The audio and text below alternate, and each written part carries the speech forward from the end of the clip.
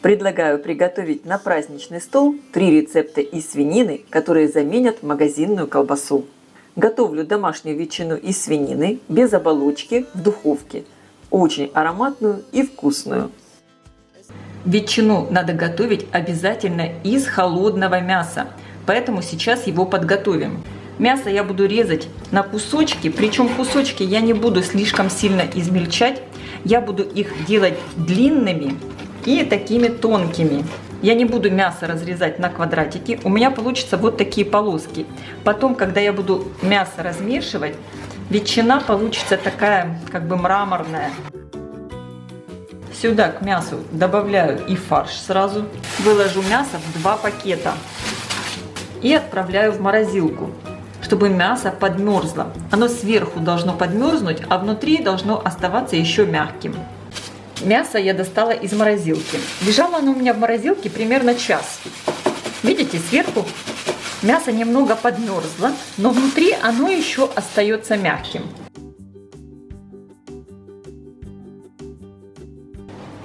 Сейчас мясо я посолю. Здесь у меня 20 граммов соли. Вес мяса всего у меня здесь получается 1 килограмм 200 граммов. Вообще на 1 килограмм мяса я обычно беру примерно 16 граммов соли. Для своей ветчины я не использую нитритную соль. Конечно, если вы хотите, можно добавить нитритную соль. Берите тогда пополам 10 граммов нитритной соли и 10 граммов обычной соли. Добавляю соль и хорошо мясо руками вымешиваю до образования белых белковых нитей. Я оставлю мясо на созревание в холодильнике на ночь. Сейчас очень хорошо руками вымешиваю примерно в течение 7 минут. Я сейчас мну мясо, конечно, рукам очень холодно, но это нужно сделать обязательно. Посмотрите, вот я уже мну, видите, мясо меняет свою структуру, чтобы потом у колбасы не было такого бульонного отека. Весь сок мясной останется внутри колбасы. Я очень хорошо вымесила мясо. Посмотрите, оно у меня держится вот таким уже одним комом. Оно не разделяется фактически на кусочки. И образовались вот такие белковые нити. Закрываю мясо пищевой пленкой и отправляю в холодильник на ночь. На мелкой терке я натираю чеснок. Чеснок, кстати, тоже используйте по своему вкусу. Если вы не хотите добавлять свежий чеснок, можете его не добавлять. Я хочу сделать ветчину такой очень ароматной. Сейчас я здесь смешиваю все специи и добавляю их к мясу. Частями буду вливать воду и хорошо все вымешивать. Как я уже сказала, вода у меня ледяная, даже с кусочками льда. Очень важно, чтобы мясо было холодным. Вода должна полностью впитаться, и мясо должно стать еще более таким вязким. Сейчас мясо у меня уже вот не такое ледяное, как при первом вымешивании. Просто очень такое холодное. Все готово. Посмотрите, как оно хорошо держит форму. Я разделила мясо примерно на 2 части. Так немножечко каждую уплотню. Ветчину я буду готовить без оболочки. Буду заворачивать в рукав для запекания. Я уже таким образом готовила куриную домашнюю колбасу. Мне кажется, рукав для запекания прекрасно подходит для этой цели. Ссылку на рецепт куриной колбасы я обязательно оставлю под видео в описании. Выкладываю первую часть мяса. Очень стараюсь плотно все свернуть, чтобы не было внутри никакой пустоты, воздуха. Поэтому я вот так вот хорошо все поджимаю и сворачиваю.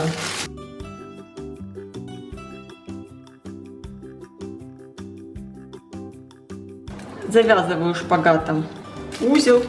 Как я уже говорила, когда готовила колбасу куриную, я не умею вязать такие колбасные узлы, но прекрасно все завязывается и обычными узелками, и все получается.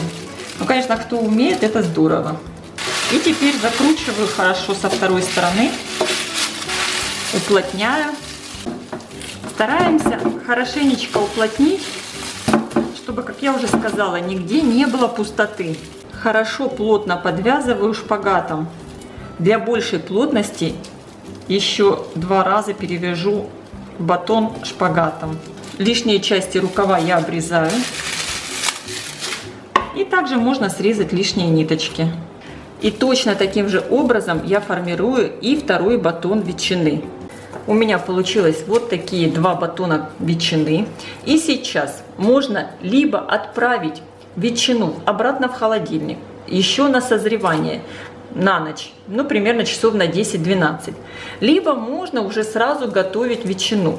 Я буду сразу сегодня готовить ветчину, не отправляю больше ее на созревание в холодильник, потому что все-таки я не использую нитритную соль, а обычную соль, и поэтому я не хочу, чтобы мясо слишком долго сырое находилось в холодильнике.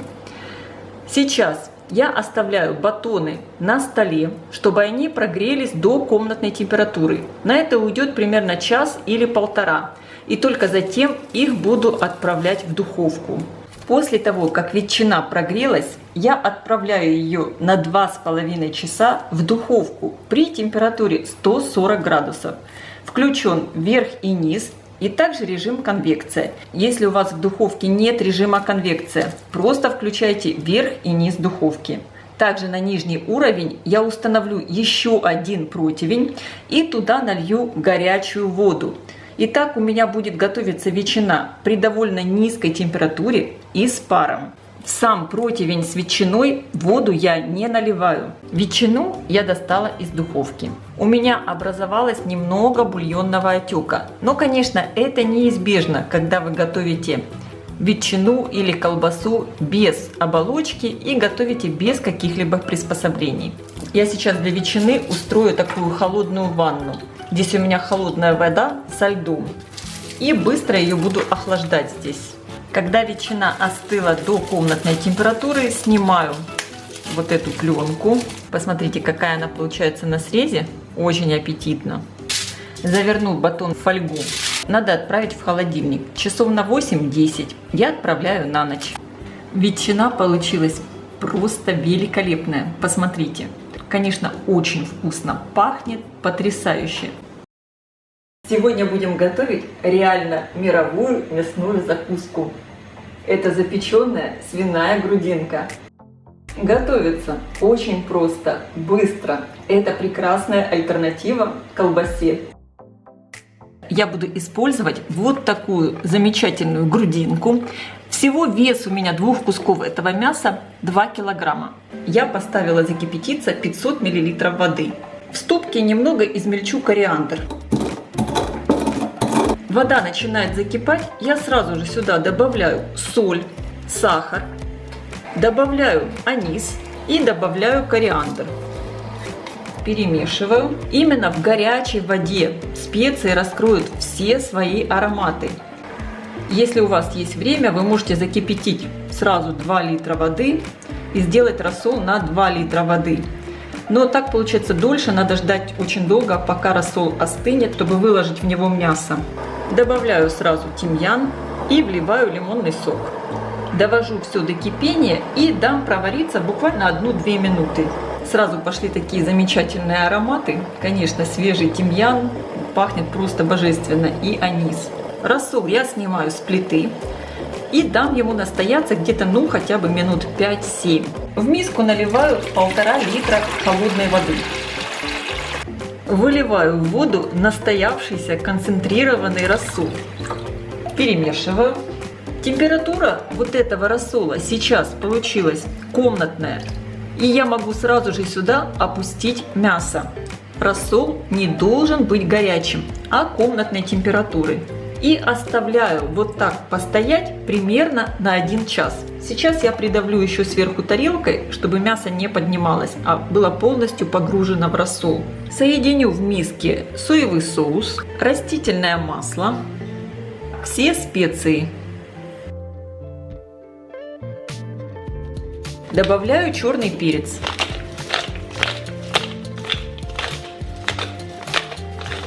Перемешиваю.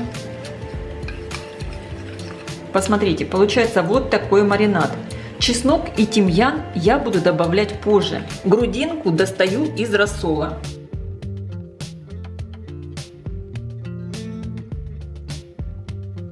Слегка обсушу бумажными полотенцами. Она так пахнет просто невероятно.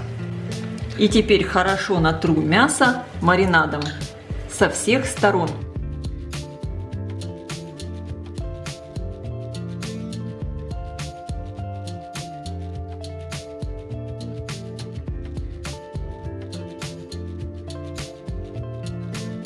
Порежу чеснок вот такими достаточно крупными дольками и выкладываю сверху на грудинку. И выкладываю веточки тимьяна.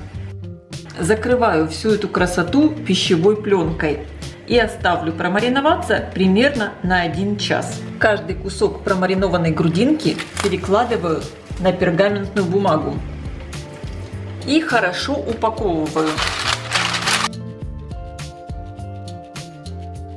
Делаю такой плотный конверт. Я закреплю края бумаги скрепками.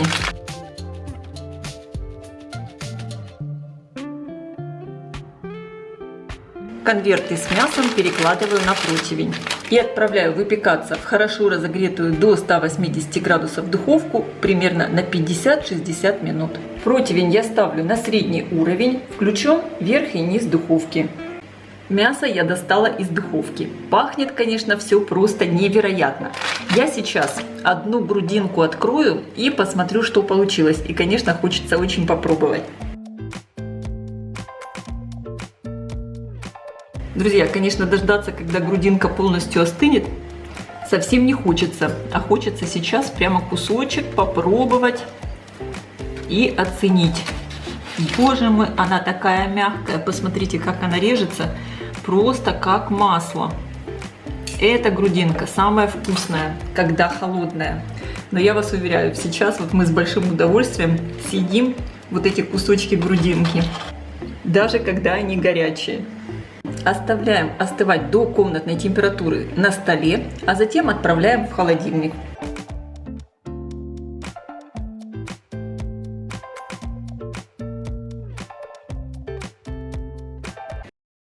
Буду готовить самую вкусную домашнюю колбасу из свинины с чесночком. Она такая ароматная, вкусная, готовится несложно. Я уверена, такая домашняя колбаса понравится всем. В первую очередь для рецепта надо подготовить свиные кишки. Я использую натуральные свиные кишки. Я их уже хорошо очень почистила. Конечно, можно купить у нас в мясных лавках. Они продаются в таких пакетиках в соли. Если вы будете покупать уже подготовленные кишки, замочите их сначала в солевом растворе, а затем хорошо промойте под проточной водой. И сейчас, наверное, самый трудоемкий процесс. Надо мелко порезать мясо. Я использую для колбасы свиной ошеек. И также я буду добавлять немного фарша, чтобы колбаса получилась такая более плотная и вязкая внутри, и не было пустот. Конечно, некоторые добавляют фарш, некоторые нет. Здесь вы уже определяете по своему вкусу. Мне так больше нравится. И если вы будете использовать, допустим, не свиной ошеек, а более постное мясо, тогда обязательно надо добавить немного сала в колбасу.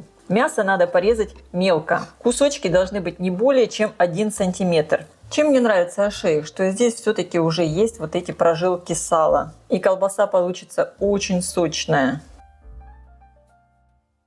К порезанному мясу добавляю свиной фарш и на мелкой терке натираю много чеснока. Конечно, чеснок добавляйте по вкусу, но я, например, люблю, когда колбаса получается с таким ярким чесночным ароматом. Это так вкусно. Чеснок можно мелко порезать. Мне удобнее натереть его на терке.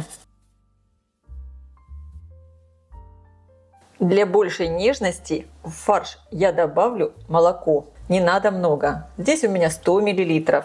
Это по желанию. Если хотите, можно добавить и воду. Добавляю соль. У меня здесь такая столовая ложка с горкой. Черный перец. Перца я добавляю довольно много. И также по желанию можно добавить еще какие-либо специи.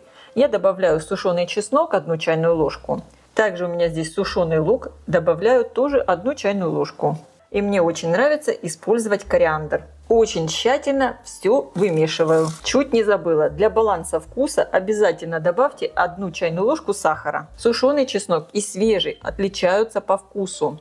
Поэтому я добавляю и свежий, и сушеный. Стоит такой потрясающий аромат, так пахнет чесночком.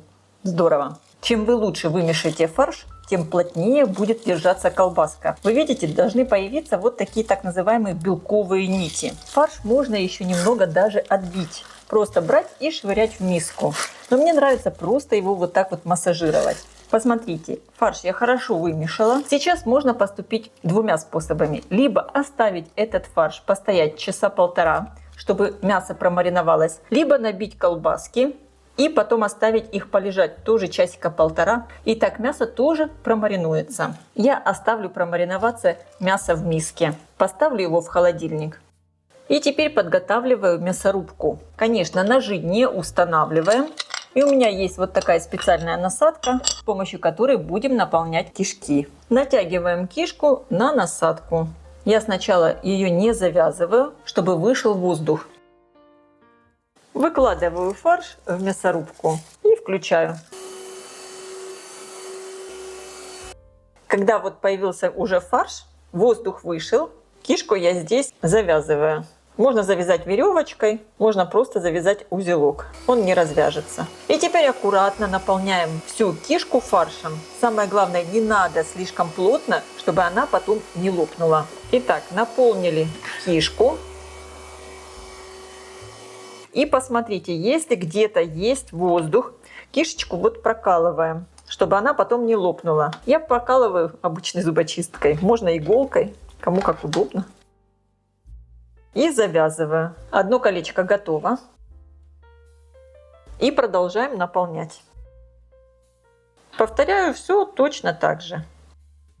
Наполнила и вторую кишку. Получаются вот такие колбаски. Замечательно. Если хотите, конечно, колбаски можно перекрутить, чтобы они получились вот такими отдельными маленькими небольшими сардельками. Но я люблю, например, чтобы колбаска была вот такая кругленькая. Это как, наверное, визитная карточка такой домашней колбасы. Такой внешний вид. Но мне так лично очень нравится. И обязательно прокалываем вот таким образом. Вот у меня сейчас небольшая кишка, и я из нее решила сделать вот такие небольшие две сардельки. Перекручиваю посередине, и здесь я завязываю ниткой. Нитку надо использовать натуральную.